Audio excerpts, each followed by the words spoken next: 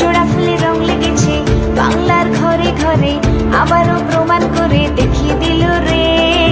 মামাটি মানুষের লড়াকু মমতা দি, তারই হাত ধরে